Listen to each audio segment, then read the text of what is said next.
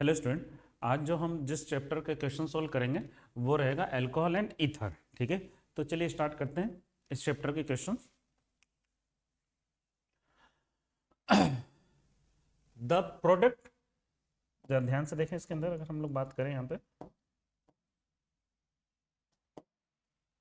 The product combustion of aliphatic thiol.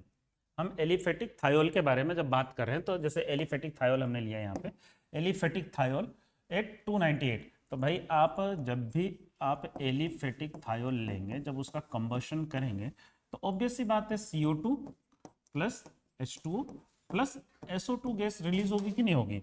तो जरा check करिए इसमें कौन कौन सी चीज आएगी। बहुत सिंपल सा था, आराम से क्वेश्चन सोल्व होने वाला था। ये कंबशन है, सिंपल कंबशन, तो आंसर जाएगा हमारा बी। ठीक है, चलिए नेक्स्ट चेक करते हैं। हाँ, an organic compound C3H6O does not give precipitate, does not give precipitate, ये प्रेसिपिटेट नहीं दे रहा for 2,4-DNP test, phenyl hydrogen. इसका मतलब सबसे पहले आप यहाँ पे देखिए, इस मॉलिक्यूल की अगर मैं बात करूं तो ये C3H6O का डिग्री ऑफ अनसेचुरेशन जो आ रहा है वो DU, अगर हम बात करें यहाँ पे DU1 आ रहा है, कहीं आ रहा है डिग्री ऑफ अनसेचुरेशन, मतलब एल्डिहाइड एंड कीटोन होना चाहिए, पर 2,4-DNP टेस्ट नहीं दे रहा है, इसका मतलब एल्डिहाइड कीटोन नहीं है। तो फिर क्या हो सकता है, ये अनसेचुरेटेड अल्कोहल एंड ईथर हो सकता है।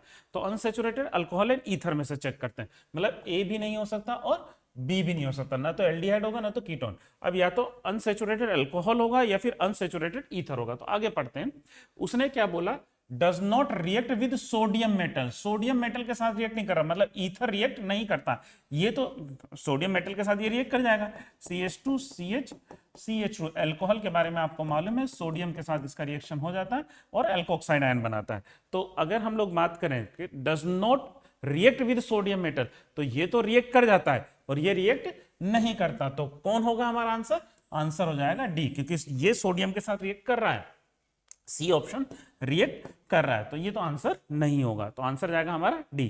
क्लियर हुई बात, नेक्स्ट देखते हैं। हाँ, अब जरा ध्यान से देखिए, प्रोडक्ट पूछा है HI के साथ, तो इस क्वेश्चन को जरा ध्यान से देखिए, कई बार क्वेश्चन रिपीट हो रहा है। हमारे पास ये मॉलिक्यूल है OCH3, HI के साथ रिएक्शन हमने यहां पे रखा है, ये कंपाउंड।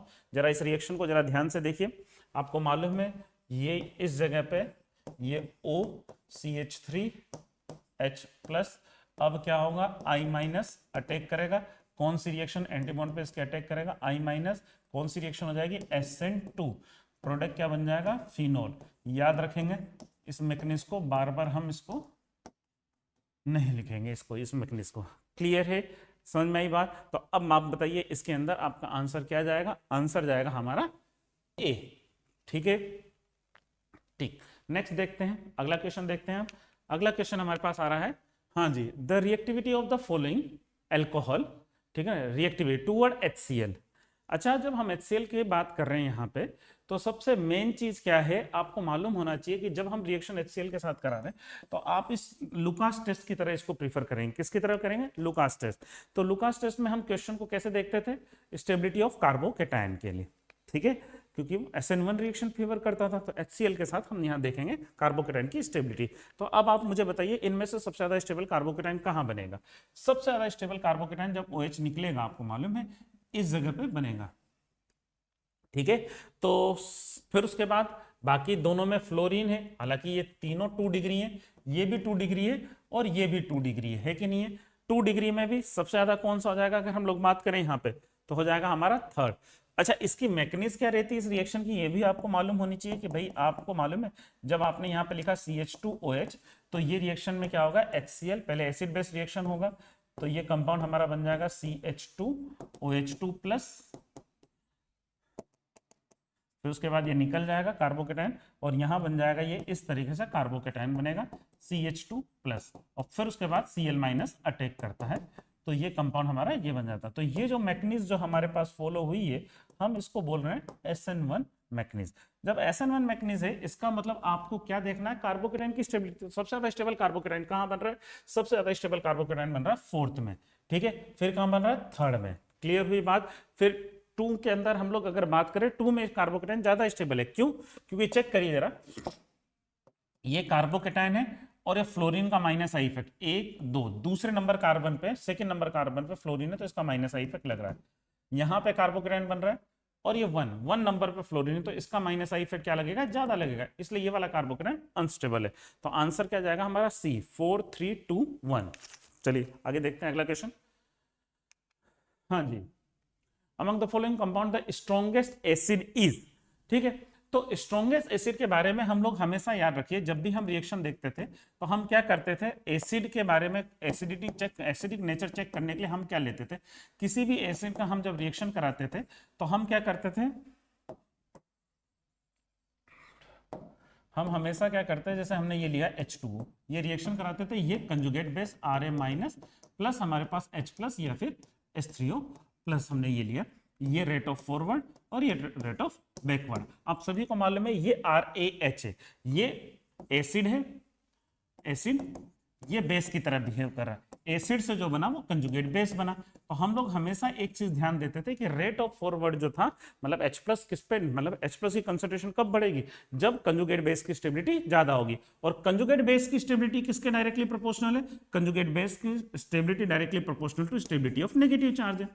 तो स्टेबिलिटी ऑफ नेगेटिव चार्ज के बारे में बात कर लीजिए यहाँ पे, तो यहाँ पे हम यही देखेंगे कि स्टेबिलिटी ऑफ नेगेटिव चार्ज।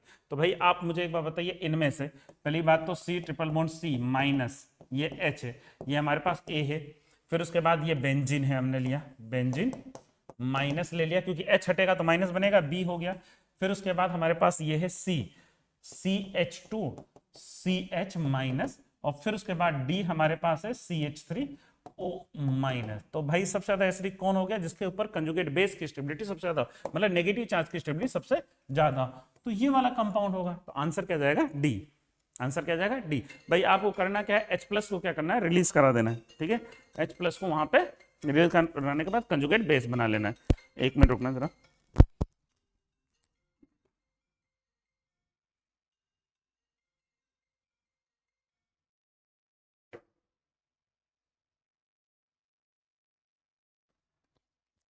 हाँ जी, अब अगला क्वेश्चन देखते हैं हम लोग फिर से। हमारे पास अगला क्वेश्चन है, दूसरा आ रहा है क्वेश्चन, ये क्लियर हुआ। नेक्स्ट क्वेश्चन, हाँ जी, which among the following is most readily be dehydrated in acidic medium, मतलब यहाँ पूछ रहा है कौन जल्दी डिहाइड्रेटेड हो जाएगा। ये क्वेश्चन काफी इंपॉर्टेंट है, काफी अच्छा क्वेश्चन है, इसको जरा ध्यान से देखिए। जब भी याद रखना हाइड्रोक्सी कीटोन का डिहाइड्रेशन पूछा जाए, किसका, हाइड्रोक्सी कीटोन या एल्डिहाइड, हाइड्रोक्सी कीटोन या फिर एल्डिहाइड का डिहाइड्रेशन पूछा जाए ना, तो आपको सबसे पहले क्वेश्चन को सोल्व करते वक्त एक चीज का ध्यान रखना है, सबसे पहले टोटोमेज कराओगे कीटोन का एल्डिहाइड का।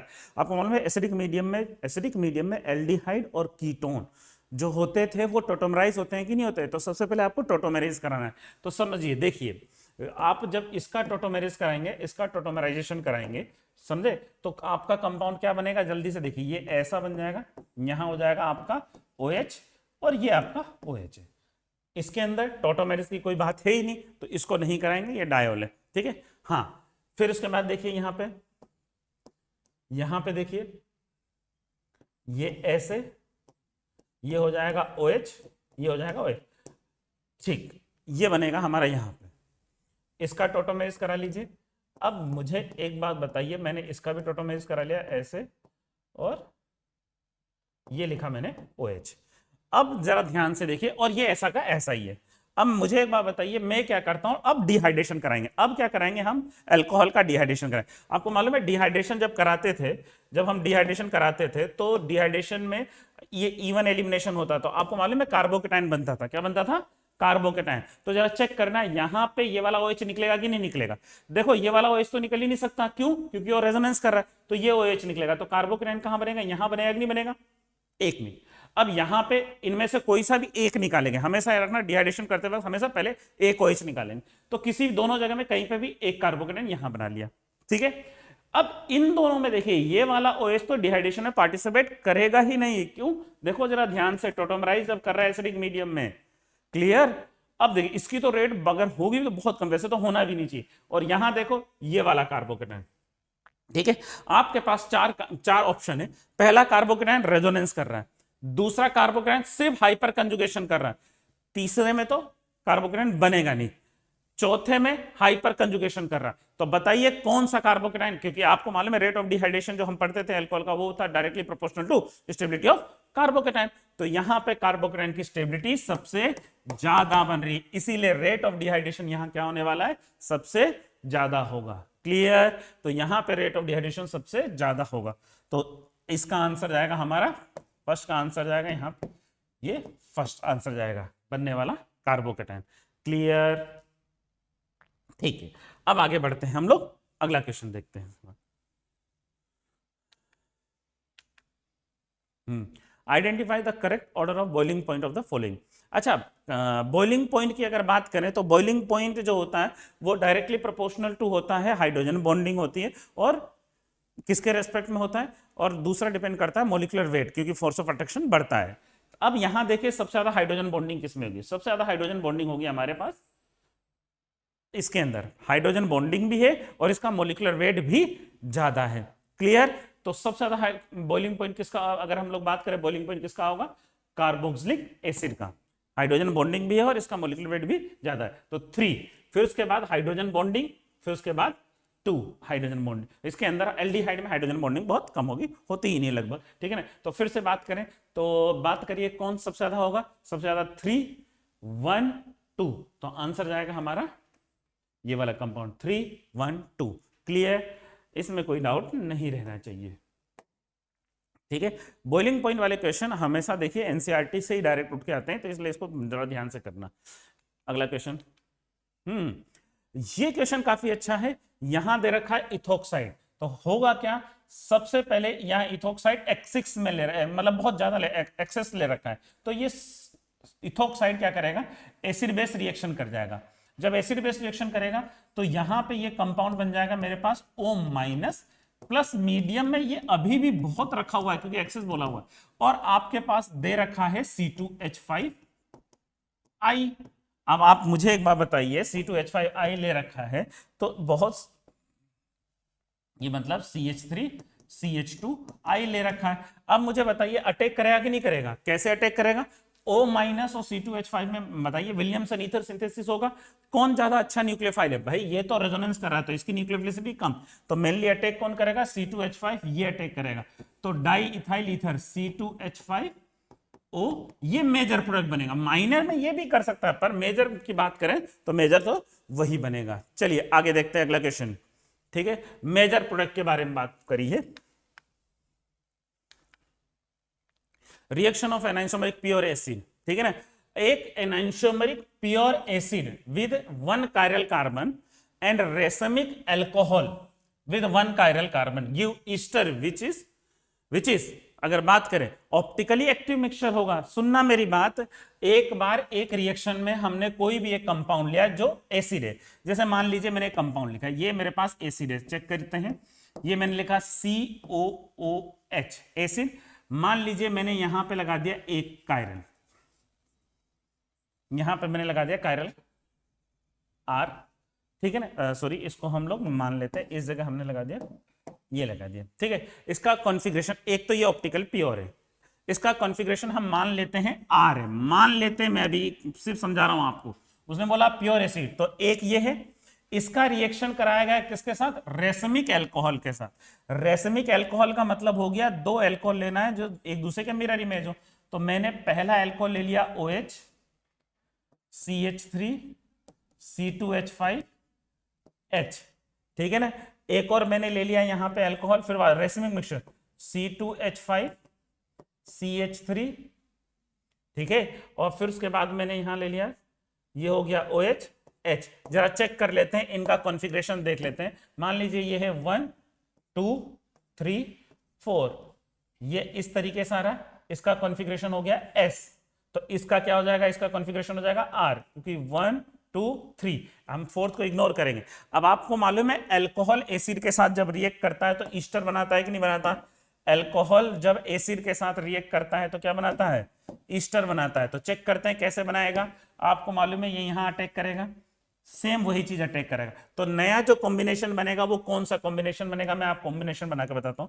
ये बनेगा हमारा इस तरह का कंपाउंड हो जाएगा, ये हो जाएगा COO ऐसे, ये ऐसा है, ये हो जाएगा CH3 C2H5 H, ये ऐसे। तो ये जो बनेगा कॉम्बिनेशन, इसको मैं बोलूंगा, ये था मेरा R और ये हो गया आपका S। ये बना एक, प्लस एक मॉलिक्यूल और आएगा, वो कैसा दिखेगा आपको उसके बारे में बात कर लेते हैं।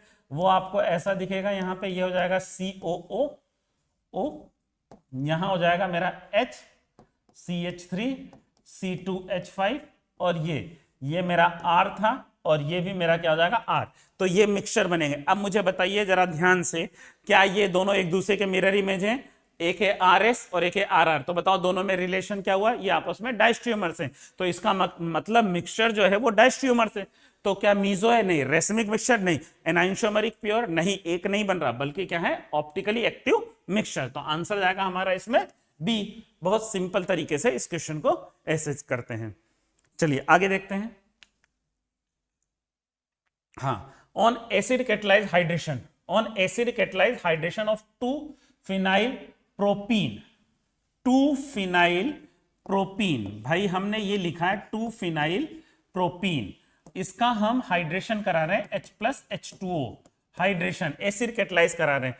तो आंसर जो जाएगा वो हो जाएगा PH, H कार्बोकेटायन, उसके बाद H2O। ठीक, आंसर आपका हो जाएगा इस तरीके से, ये हो जाएगा PH, ये हो जाएगा OH। तो आंसर जल्दी से बताइए क्या हो जाएगा? इसकी नंबरिंग कर लेते हैं। तो ये नंबरिंग में अगर बात करें तो 1 2 3, अभी भी 2-फिनाइल 2-प्रोपेनॉल, ठीक है, या प्रोपेन-2-ऑल बोलो, तो आंसर जाएगा डी। चलिए आगे बढ़ते हैं। Phenyl magnesium bromide, phenyl magnesium bromide, हमने यहां पे लिखा फिनाइल मैग्नीशियम ब्रोमाइड इस reacted with tertiary butyl alcohol. आपने जब इसके साथ रिएक्शन करा दिया, टर्शरी ब्यूटाइल अल्कोहल के साथ रिएक्शन करा दिया, आपको मालूम है कौन सी रिएक्शन होगी? सबसे पहली रिएक्शन ही होगी एसिड बेस रिएक्शन। तो benzene as a major product बन जाएगा। आंसर मतलब हमारे पास जाएगा ये, प्लस ये वाला हमारा एल्कोक्साइड बन जाएगा, प्लस ये जो रहेगा हमारा सोल्ट के फॉर्म में एग्जिस्ट कर जाएगा। क्लियर? ये क्या हो जाएगा हमारा? सोल्ट के फॉर्म में एग्जिस्ट हो जाएगा, सोल्ट के फॉर्म में एग्जिस्ट कर जाएगा ये। क्लियर? ठीक, नेक्स्ट देखते हैं। हाँ जी, अच्छा क्वेश्चन है, ये भी देख लेते हैं। भाई पूछा पैरा हाइड्रोक्सी बेंजोइक एसिड, फिर से कई बार आ चुका क्वेश्चन है, para hydroxy benzoic acid COH। आप ही बता दीजिए, ये OH है, पैरा हाइड्रोक्सी बेंजोइक एसिड है, और दूसरा हमारा ऑर्थो हाइड्रोक्सी बेंजोइक एसिड है, ऑर्थो हाइड्रोक्सी बेंजोइक एसिड। दोनों में आप मुझे बताइए किसका बॉइलिंग पॉइंट ज्यादा होगा? इसका बॉइलिंग पॉइंट ज्यादा होगा, कारण साफ है, ये इंटरमोलिकुलर हाइड्रोजन बॉन्डिंग करता है और ये इंट्रामोलिकुलर करता है। तो इसने क्या बोला कि पैरा हाइड्रोक्सी बेंजोइक एसिड है लोअर बॉइलिंग पॉइंट, तो आंसर तो गलत हो गया ना भाई, ये पहला स्टेटमेंट गलत हो गया, इसकी बॉइलिंग पॉइंट ज्यादा होती। फिर क्या बोला? Ortho hydroxy benzoic acid intramolecular hydrogen, जो हम लोग जानते हैं इनके बीच में इंट्रामोलिकुलर हाइड्रोजन बॉन्डिंग होगी। ठीक है, तो आंसर जाएगा डी, क्योंकि पहला स्टेटमेंट गलत है, बॉइलिंग पॉइंट इसका ज्यादा होता है क्योंकि इंटरमोलिकुलर हाइड्रोजन बॉन्डिंग होती है इसके अंदर। हाँ जी, फिर से ये वही क्वेश्चन आ गया जो HI के साथ था, देख लीजिए जरा ध्यान से, सेम क्वेश्चन है, मैकेनिज्म वही, S के वापस से हम करेंगे, HBr रिपीट नहीं करेंगे, रिएक्शन SN2 H हटेगा, यहां कंपाउंड होगा, ये HI के साथ आया था ना, तो ये बन जाएगा OH प्लस बन जाएगा मेरा CH3Br। याद करिए क्वेश्चन को, उस क्वेश्चन को याद करिए, OCH3HBr। ठीक है, तो आंसर चला जाएगा ये हमारे पास डी। कौन सा क्वेश्चन कुछ देर पहले आया था, याद करिए, जिसके अंदर हमने HI के साथ रिएक्शन कर SN2 मैकेनिज्म। क्लियर है? चलो आगे बढ़ते हैं। हाँ जी, अब इस क्वेश्चन में देखिए मेजर प्रोडक्ट के बारे में बात कर रहे हैं। तो the major product of the following reaction is, the major product, तो भाई CH3MgBr है, सबसे पहले एसिड बेस रिएक्शन करता है। अगर एसिड बेस रिएक्शन नहीं हो रही होती है तो उसके बाद क्या करता है ये? Nucleophilic addition. तो देखिए जरा क्या होगा, ये CH3MgBr यहां अटैक करेगा कि नहीं करेगा? बिल्कुल, तो ये O- बन जाएगा। क्या बन जाएगा ये? O-। तो हमारे पास जो कंपाउंड दिखेगा वो कैसा दिखेगा? ऐसे, ऐसे, ये ऐसे, यहां पे हो जाएगा O-, ये हो जाएगा हमारे पास CH3, ये मेरे पास क्लोरीन है। अब क्या होगा, ये जो O- है, इस क्लोरीन के साथ कितने कार्बन है? 1 2 3, ये क्या करेगा, यहां इसको अटैक करेगा, सब्स्टिट्यूशन, और ये क्लोरीन बाहर। कितने मेंबर की रिंग बनेगी जरा गिन लेते हैं हम लोग वापस से, 1 2 3 4 और ये 5। ये 5 मेंबर की रिंग बन रही है और 4 नंबर पे, तो यहां पे हमने बना लिया इस तरीके से 5 मेंबर रिंग विद ऑक्सीजन। ऐसे हो जाएगा, ऑक्सीजन फिर से गिन लेते, 1 2 3 4 5, और 4 पे 2 मिथाइल ग्रुप है, तो हमने इस तरीके से 2 CH3 लगा दिए। अब बताइए कौन सा आंसर है इसका, आंसर जाएगा हमारा डी। क्लियर, बहुत सिंपल। अगला क्वेश्चन देखिए फिर से। हाँ जी, एसिडिक हाइड्रोलिसिस ऑफ ईथर, मतलब इसके अंदर बहुत एसिडिक हाइड्रोलिसिस करें और रिएक्शन क्या हो रही है, फास्टेस्ट। व्हेन, ये कब फास्टेस्ट होगी, ठीक है। अब सुनना मेरी बात, वैसे तो ये रिएक्शन अभी भी फास्ट हो गई है, कोई दिक्कत है ही नहीं, क्योंकि आपको मालूम है 3 डिग्री पे कार्बोकेटाइन बनेगा, यहाँ पे कार्बोकेटाइन बनेगा, इसलिए ये रिएक्शन फास्ट होनी है। SN1 है, क्योंकि हाइड्रोलिसिस बोल रहा है, एसिडिक हाइड्रोलिसिस। एसिडिक हाइड्रोलिसिस क्या होता है, नॉर्मली SN1 मैकेनिज्म को फॉलो करता है, तो हम कार्बोकेटाइन की स्टेबिलिटी को बढ़ाएं यहाँ पे बात। अब सुनना मेरी बात, ये पहले के कार्बोकेटाइन, इनमें भी रेट ऑफ रिएक्शन क्या हो रही है, बहुत फास्ट हो रही है। अब देखो आपको क्या करना है कि अगर इससे ज्यादा स्टेबल कार्बोकेटाइन अगर कोई बन जाता है, तो समझना वो रिएक्शन क्या होगी, इससे भी फास्ट हो जाएगी। उसने क्या बोला, 1 phenyl group is replace bye methyl group. ना ना ना भैया, फिनाइल तो बहुत रेजोनेंस कर रहा है, उसकी जगह मिथाइल लगोगे तो रेजोनेंस कम हो जाएगा, तो उसकी रिएक्शन क्या हो जाएगी, कम हो जाएगी। अब दूसरा, 1 phenyl group is replace by paramethoxy phenyl group. इसने क्या बोला कि एक फिनाइल हटा दें और एक फिनाइल की जगह क्या लगा दें, पैरामिथॉक्सी। हाँ जी, पैरामिथॉक्सी लगाने पे इससे तो रेट ऑफ रिएक्शन क्या हो जाएगी, बढ़ जाएगी। 2 तो वैसे हैं और एक अगर आपने ये लगा दिया मेरे बच्चों, तो ऐसा लगाने से तो बनने वाला कार्बोकेटाइन क्या हो जाएगा, और भी ज्यादा स्टेबल हो जाएगा कि नहीं हो जाएगा, तो रेट ऑफ रिएक्शन फास्ट हो जाएगी।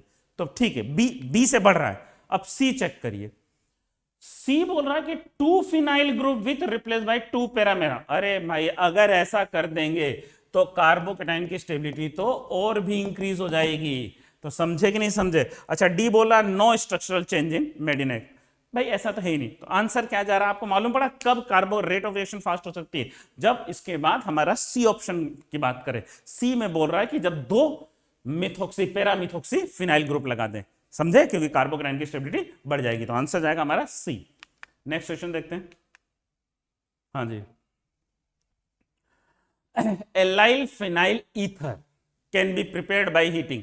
भाई सबसे पहले सुनो, उसने बोला क्या है, CH2CH, और यहां पे आ रहा है मेरे पास O, और ये आ रहा है विनाइल, ठीक है ना, ये बात कर रहा है। तो अब मुझे एक बात बताओ, आपको ये बनाना है, ठीक है ना, विलियमसन ईथर सिंथेसिस कराना है, तो क्या लेंगे हम लोग, विलियमसन ईथर सिंथेसिस, तो हम यहां पे लिया जाएगा फिनॉक्साइड आयन O- Na+, ये लिया जाएगा यहां पे O-, अरे यार, O- Na+, और रिएक्टेंट और कौन होगा, एल्काइल हैलाइड कौन होगा, CH2 double bond CH, CH2Cl, ठीक है, या Br ले लीजिए, कोई दिक्कत नहीं, जिनमें एल्काइल हैलाइड में कुछ भी ले लीजिए, जैसा लिखा हुआ है Br ले लेंगे, ठीक है। तो अब जब ये रिएक्शन कराओगे तो आपको साफ दिख रहा है कि ये इसके ऊपर अटैक करेगा और ये यहां से रिप्लेस हो जाएगा, प्रोडक्ट बन जाएगा। पर इसका ऑपोजिट अगर करोगे, मतलब अगर आपने सोच लिया कि सर हम ये भी तो ले सकते हैं, इस तरीके से एल्कोक्साइड लेके आपने ये तो नहीं कर सकते हो ना, क्योंकि ये न्यूक्लियोफिलिक सब्स्टिट्यूशन रिएक्शन सो नहीं करता ये एल्काइल। अगर हम बात करें ये न्यूक्लियोफिलिक सब्स्टिट्यूशन रिएक्शन कहां करता, नहीं करता, एनसीईआरटी में लिखा हुआ, कई बार क्वेश्चन भी आ चुका है, ठीक है। चलिए आगे बढ़ते हैं। इन विक्टर मियर टेस्ट, भाई आपको मालूम है विक्टर मियर टेस्ट की खासियत ये थी, ये 3 डिग्री अल्कोहल के लिए, 2 डिग्री 3 डिग्री अल्कोहल के लिए होता है। तो हमने इसके लिए बोला था RBC, क्या बोलते थे हम लोग इसके लिए, RBC। कलर कैसे देता था अल्कोहल, 1 डिग्री अल्कोहल रेड, और ये कलरलेस 2 डिग्री ब्लू, और 3 डिग्री क्या देगा हमारा colourless, RBC, Victor Meyer test. चलिए आगे देखते हैं। Williamson synthesis of ether is an example of nucleophilic substitution reaction.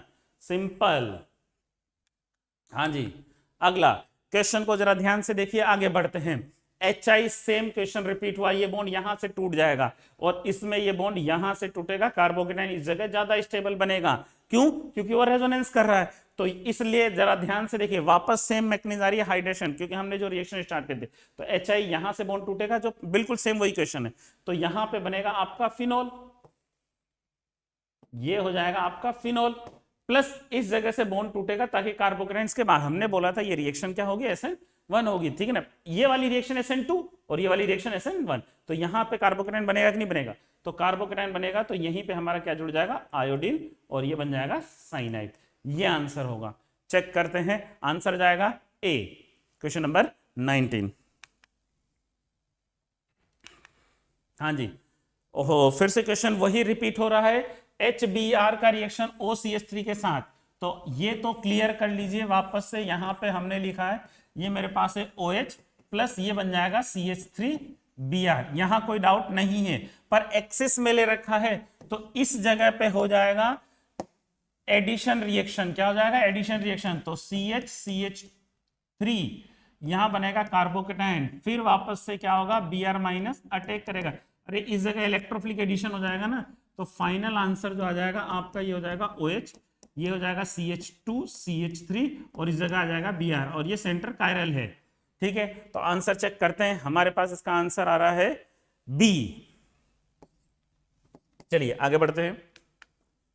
हाँ जी, बहुत सिंपल सी रिएक्शन है, the major product of the following reaction. Br2 first दे रखा है, फिर इसने ये दे रखा है, तो भाई Br2 दे रखा है, पहले तो Br2 का एडिशन करा लीजिए।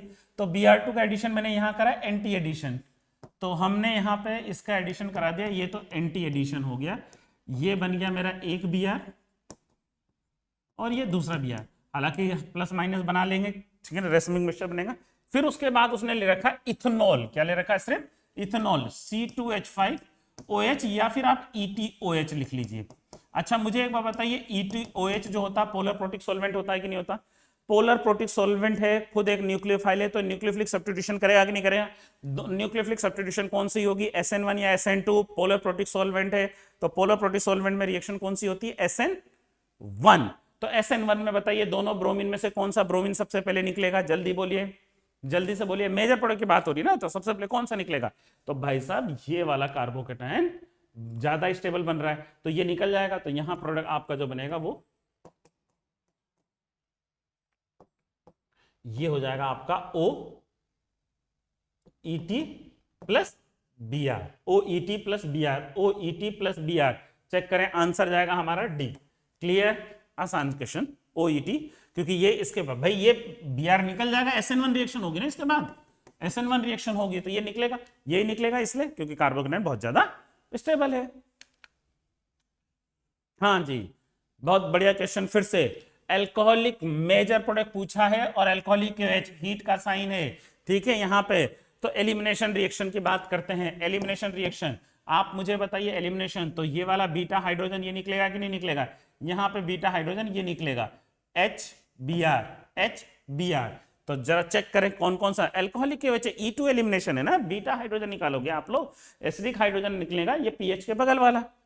फिर उसके बाद इधर, और मेजर प्रोडक्ट कौन सा बनेगा? जो स्टेबल होता है अकॉर्डिंग टू टीसीपी, क्योंकि हीट का साइन है। तो देखिए जरा प्रोडक्ट इस तरीके से बनेगा, ये ऐसे, ये ऐसे, ये हो जाएगा पीएच डबल बॉन्ड।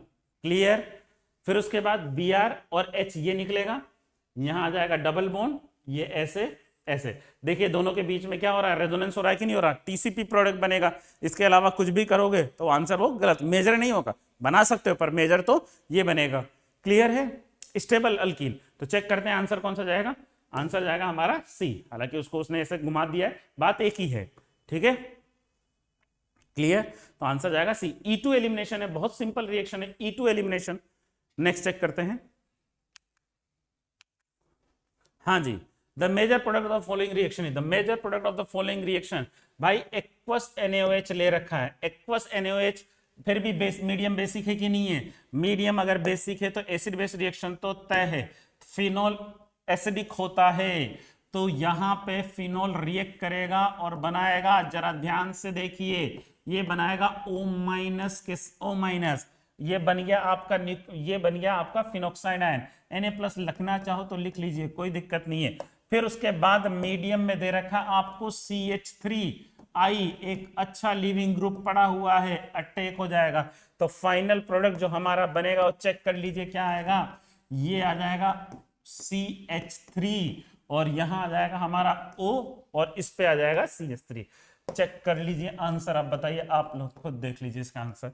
हाँ, आंसर हमारा आंसर जाएगा A। चलिए, NaOH इसके साथ रिएक्ट करेगा ना, एसिड बेस रिएक्शन करेगा, तो यहां पे एसिड बेस रिएक्शन होगा तो माइनस, यहां पे निकल पानी निकल जाएगा इस जगह, H2O माइनस H2O। अगला क्वेश्चन भाई, ये क्वेश्चन काफी अच्छा है। जब आप इस क्वेश्चन को करते हैं HBr, तो सबसे पहले जरा ध्यान से देखेंगे, कार्बोकेटायन HBr का एडिशन कराना है। तो आपको HBr का एडिशन इस तरीके से कराना है जिससे बनने वाला कार्बोकेटायन लेस सिस्टम क्या बने, बनने वाला कार्बोकेटायन क्या बने, मोर स्टेबल बने ना भाई HBr। तो हम क्या करेंगे, H यहां जोड़ेंगे, कार्बोकेटायन यहां बनाएंगे, क्लोरीन से दूर। क्यों क्लोरीन से दूर बनाएंगे भाई, क्लोरीन का लग रहा है माइनस आई इफेक्ट लग रहा है कि नहीं लग रहा, तो ये बनाया हमने यहाँ डबल बॉन्ड O, ये था हमारा क्लोरीन, यहां मैंने जोड़ा H, इस जगह मेरा कार्बोकेटायन। अब क्या कर दिया मैंने, Br- का अटैक करा दिया, यहाँ पे कार्बोकेटायन दूर बनाएंगे क्लोरीन से, तो ये हो गया ऐसा, ये हो गया ऐसा, अरे थोड़ी सी गलती कर दी हमने, यहाँ पे ये हो जाएगा हमारा क्लोरीन डबल बॉन्ड O और ये ब्रोमीन, ठीक है। चलिए, अब आप एलिमिनेशन, अल्कोहलिक KOH है, क्या है, अल्कोहलिक KOH है। अब एलिमिनेशन कर लीजिए। अब आपको देखना है कैसे एलिमिनेशन कराते हो। आप कोई सा भी एलिमिनेशन करा दीजिए कीटोन के रेस्पेक्ट में, इसके अंदर जब भी आप कराओगे, एसिड बेस रिएक्शन करा लीजिए, चाहे कैसे भी करा लीजिए, इसमें कुछ भी करा लीजिए, देखिए आंसर कैसे आएगा। हाँ, ये हाइड्रोजन एसिडिक HBr, ये वाला हाइड्रोजन एसिडिक HBr, तो यहां से जैसे ही निकालोगे ये मेरा बन जाएगा कीटोन, HCl यहां निकला कीटोन। अब आपको मालूम है ये कर जाएगा टोटोमेरेज और ये बन जाएगा मेरा फिनोल। तो B अल्कोहलिक KOH जब लिखा हुआ है, क्योंकि यहीं से अल्कोहलिक KOH होगा ना, alcoholic KOH, alcoholic KOH heat का साइन नहीं देगा तो भी आपको लिखना है, हाँ जी, तो एलिमिनेशन होगा, क्या होगा, ये कौन सी रिएक्शन होगी, E2 के बाद जैसे E2 कराएंगे तो ये बनेगा प्रोडक्ट, बना लीजिए। अच्छा, आप चाहो तो अगर ये वाला HB लेते हो और ये ऐसे लेते हो तो भी आप टोटोमराइज कराइए, तो भी आंसर वही आएगा, कोई दिक्कत नहीं है इसमें। तो हाँ, इसमें बोला which of the following compound will produce precipitate with AgNO3। आपको मालूम है AgNO3 जो होता है, यहाँ पे Ag जो होता है ये हेलोजन कैरियर की तरह वर्क करता है। मतलब ये क्या करता है, Ag, मतलब जब भी आप इसका रिएक्शन देखेंगे ना, RX दे रखा है और आपने Ag ले रखा है, AgNO3 कुछ भी ले रखा है, तो Ag हमेशा क्या करता है, AgX बनाता है, क्या बनाता है, AgX का प्रेसिपिटेट बनाता है, ये आपको मालूम है, ठीक है। अब उसने पूछा है किसके अंदर which of the following will produce precipitate with AgNO3, तो इसका मतलब जिसके अंदर X आसानी से निकल जाए, Br निकल जाएगा, कार्बोकेटायन बनाया, कोई दिक्कत नहीं भाई साहब, ये निकलने में दिक्कत करेगा, रेजोनेंस कर रहा है, ये वाला ब्रोमीन भी निकलने में दिक्कत करेगा, रेजोनेंस कर रहा है, ये निकल जाएगा आसानी से, क्यों, क्योंकि निकलने के बाद जब Br- निकल के जाएगा यहां से, तो आपको मालूम है ये तो बहुत ज्यादा स्टेबल कार्बोकेटायन बन रहा है, और ये तो चाहता भी था यही, क्योंकि जैसे Br- निकलेगा तो ये वाला स्टेबल कार्बोकेटायन है, तो भाई और AgBr बहुत फास्ट बनेगा इसके अंदर, तो ये AgNO3 यहां से इससे रिएक्ट कर जाएगा AgBr, और बहुत तेजी से रिएक्ट करेगा। क्लियर हुई बात, ठीक है। तो आंसर क्या जाएगा हमारा D, कार्बोकेटायन बहुत Ag, हमेशा याद रखना ये रिएक्शन कई बार सिल्वर की इस तरीके से। The correct combination of name of isomeric alcohol with molecular formula. अब ये वाला क्वेश्चन जरा ध्यान से देखिए, ये हमारे पास एक मोलिकुलर फॉर्मूला दे रखा है और उसका करेक्ट कॉम्बिनेशन बनाना है। समझिए कौन कौन से हैं इसमें। सबसे पहले इनको बना लेते हैं, ठीक है ना, ये क्वेश्चन सोल्व करने के लिए इनको बना लें। टर्शरी ब्यूटेनॉल, ए ऑप्शन बोल रहा है टर्शरी ब्यूटेनॉल, तो मैंने लिखा है यहाँ पे CH3 CH3 ये OH, इसको बोलते हैं टर्शरी ब्यूटेनॉल। टर्शरी ब्यूटेनॉल, अच्छा ये इसका नाम है टर्शरी ब्यूटेनॉल, बिल्कुल सही बात है, ये टर्सरी ब्यूटेनॉल है। अच्छा, इसका नाम 2 मिथाइल प्रोपेनॉल, हाँ ये भी बात सही है भाई, इसका नाम देखो जरा, 1 2 3, 2 मिथाइल प्रोपेन-2-ऑल। तो भाई ए ऑप्शन तो सही है कि टर्सरी ब्यूटेनॉल बोलो या 2 मिथाइल प्रोपेन-2-ऑल बोलो, बात तो सही है। फिर बी देखते हैं हम लोग, बी टर्सरी ब्यूटेनॉल, फिर से बना देता हूं structure, CH3C CH3OH, tertiary butanol. अब क्या बोल रहा है, दूसरा नाम क्या बोल रहा है, 1,1 डाइमिथाइल इथेनॉल। भाई 1 2 3 गलत है, आयु लॉन्गेस्ट कार्बन की चेन लेंगे, इथेनॉल नहीं होगा वो, बल्कि क्या होगा, प्रोपेनॉल होगा। बी तो गलत है। सी देख लेते हैं, एन ब्यूटेनॉल, सी मतलब एन ब्यूटेनॉल का मतलब समझिए कि मान लीजिए मैंने 4 कार्बन लिया, ये OH, हाँ जी, इसको बोलूंगा एन ब्यूटेनॉल। अच्छा, इसको ब्यूटेन-1-ऑल भी बोल सकता हूं, बिल्कुल सही, ये भी सही है। अगला question, isobutyl alcohol, isobutyl alcohol की बात कर रहे हैं हमने, ये आइसोब्यूटाइल अल्कोहल है, ठीक है ना। तो इसको क्या बोल सकता हूं, आइसोब्यूटाइल अल्कोहल को 1 2 3 2 मिथाइल प्रोपेन 1-ऑल, 2 मिथाइल प्रोपेन 1-ऑल, सही है बिल्कुल। तो क्या जाएगा, ACD, ये आंसर ACD। नेक्स्ट चेक करते हैं इसमें, हाँ subject, among the following compound, अगर हम बात करें इसके अंदर, which is soluble in aqueous NaOH के अंदर की बात कर रहा है, कौन कौन सोलुबल होगा एक्वस NaOH के अंदर, एक्वस NaOH में कौन सोलुबल होगा। जो NaOH में सोलुबिलिटी की जब भी बात करते हैं, जो क्या होता है H2O से ज्यादा एसिडिक होता है, ऐसा कोई भी मॉलिक्यूल जो H2O से ज्यादा एसिडिक होता है वो NaOH में सोलुबल होता है। तो H2O से ज्यादा एसिडिक, एक फिनोल, फिनोल, फिर से कार्बोक्सिलिक एसिड, ये H2O से ज्यादा एसिडिक हैं और ये सोलुबल हो जाएंगे क्योंकि एसिड बेस रिएक्शन कर जाएंगे। हाँ जी, total number of isomer considering both structural and cyclic ether with molecular formula, structural and stereo isomer. हाँ जी, तो चेक करते हैं।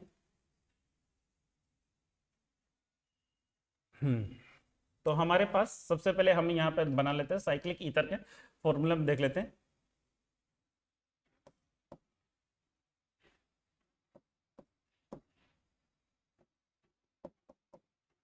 एक,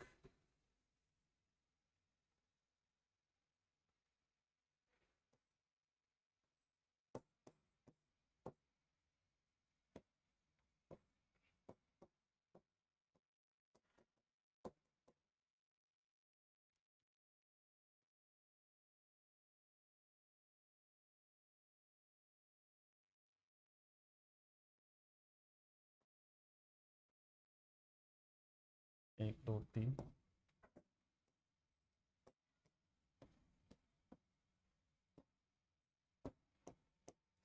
गिनते यहाँ पे 2 3